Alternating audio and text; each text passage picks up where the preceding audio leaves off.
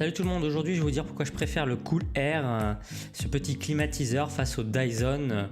Le Cool Air permet de refroidir une pièce en quelques minutes alors que le Dyson est un ventilateur en fait un peu plus perfectionné. C'est pourquoi je préfère le Cool Air qui est un vrai climatiseur performant, petit, efficace et qu'on peut vraiment déplacer partout et ça c'est vraiment super sympa.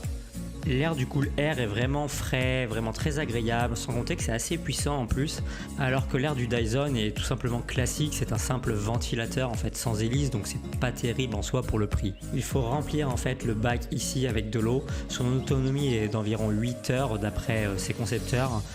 Dans les faits, moi j'ai constaté une autonomie de 6 heures, voire une autonomie d'environ 5 heures lors des journées vraiment caniculaires, et ça reste quand même vraiment pas mal et il est très efficace. L'efficacité du Cool Air repose en fait sur un nouveau matériau qui se trouve à l'intérieur, donc il suffit d'enlever la grille pour y accéder.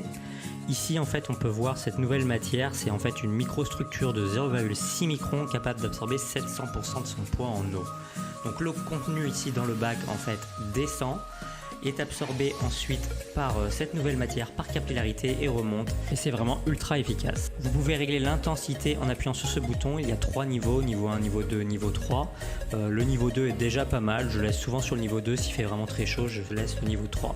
Ensuite vous avez ce petit bouton qui permet de changer les couleurs, c'est sympa, c'est les couleurs d'ambiance en fait.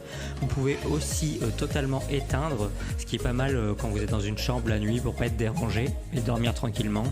Il faut savoir qu'on peut aussi le brancher sur batterie externe, même si c'est vrai que c'est un peu moins puissant et du coup que ça refroidit un peu moins. C'est tout de même sympa parce que ça permet de l'emmener vraiment partout. Après je conseille quand même de le brancher sur une prise de courant quand on peut, c'est plus efficace.